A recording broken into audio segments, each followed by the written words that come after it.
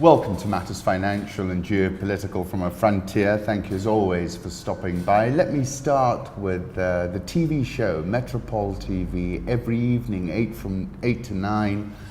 It's really, I'm enjoying it thoroughly, although it makes it a very long day. And yesterday it was a pleasure hosting Caleb Mugendi as our guest, and this is a photograph of Caleb, myself, and Stephen Kimani, who's the producer and actually produced me many years ago when I did Money Matters on NTV. Most enjoyable. Do try and dial in. It really is a lot of fun.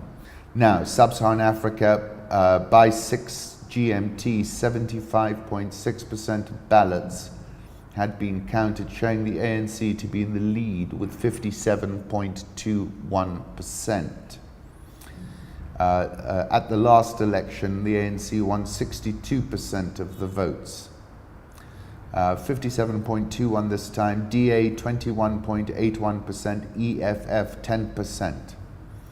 So Ramaphosa's coming in. The question is, does he see this as a sufficient mandate to really look to now do some serious reforms? Bashir's last words before his arrest, as quoted as in Al-Intibaha, were, translated, hold on to the homeland and the Sharia, he said. Well, I described him in January when he was still in power as a political Harry Houdini, otherwise he would not have lasted more than 3 decades. But I said it's clear these were the last days or end times. Zambia's debt build-up continues apace despite IMF warnings. Zambia, which the IMF has warned is at risk of debt distress, contracted an additional $2.6 billion of new external loans last year. Last year, the government pledged it would be cancelling loans and slowing down the accumulation of debt. Adding more new loans is only going to aggravate what is already a dire situation. Zambia's FX reserves have plunged from a peak of $4 billion in 2015 to $1.4 billion in February. Yields on the country's $1 billion of Eurobonds due in April 2024 jumped 69 basis points to 18.09%.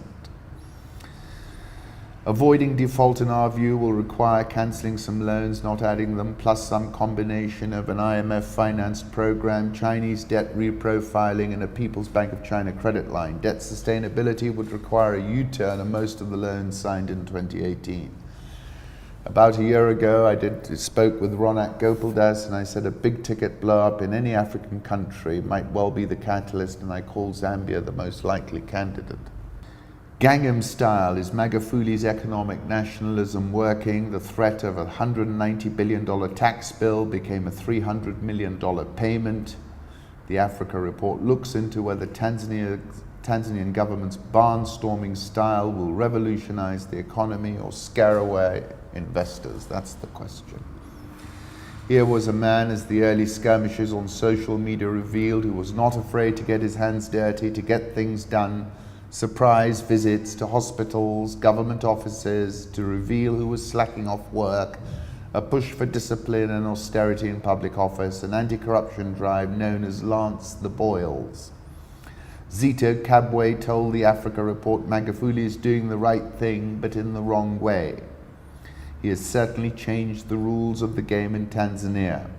Confronted Acacia, which had revenue of $751 million in 2017.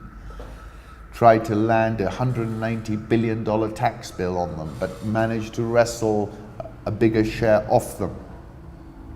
A ban on importing coal to stoke domestic mining raised howls across the private sector. He bought the entire crop of cashew nuts. Then we will look for buyers, and we will eat anything that is not sold. Upped his stake in Bharti Airtel from 40% to 49%. Rampant looting in the mining sector. We're in an economic war. Billions in revenue have been lost. And the IMF is praising him, saying he raised the tax to GDP ratio by about 1.5%. But he's got a reckoning with capital, and they've run away and not going to come back. The second is the ineffective bureaucratic tools the message is, the signal is not getting through because they're so worried about doing the wrong thing. The drift into authoritarianism. Cashew price bump is good politics, but is it good economics? Certainly not. So I, for example, wrote at the end of last year, investors are having to price in a MAGA-fooly haircut, and nothing has changed my view on that.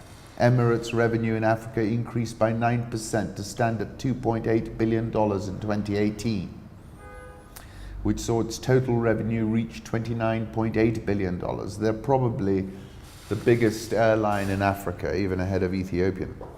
As Nelson Mandela celebrated his election victory in 1994, bodyguards kept close watch. Have a look at this photo, it's lovely. He told the assembled crowd in Pretoria that the time had come for healing, a time when all South Africans, both black and white, could walk tall, a rainbow nation at peace with itself. Never, never, never again shall it be that this beautiful land will again experience the oppression of one by another and suffer the indignity of being the skunk of the world.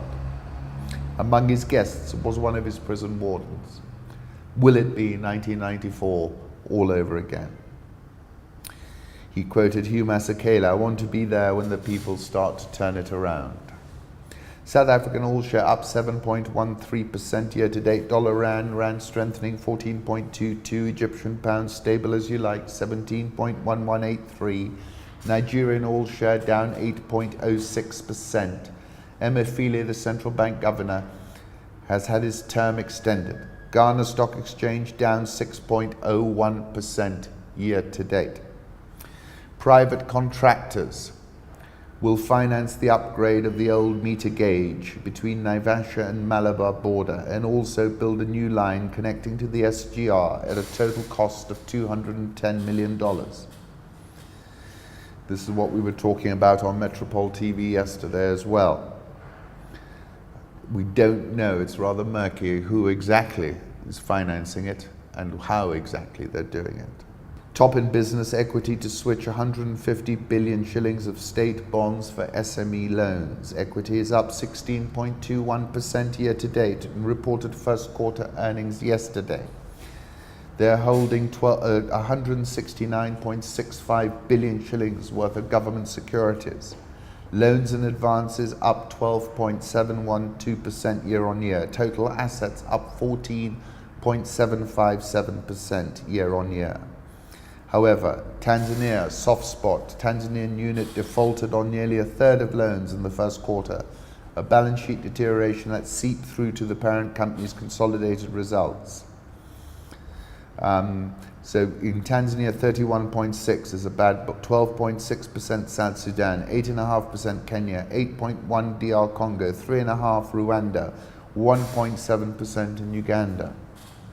The context of the issue in Tanzania is economic, which has significantly affected the SME value chains, especially due to the cashew nut ban and relocation of government to Dodoma from Dar es Salaam. The Nairobi All shares up 10.65%. The NSE 20 is down 1.81%. Catch us on Metropole TV this evening. Otherwise, enjoy your weekend. Thank you for stopping by.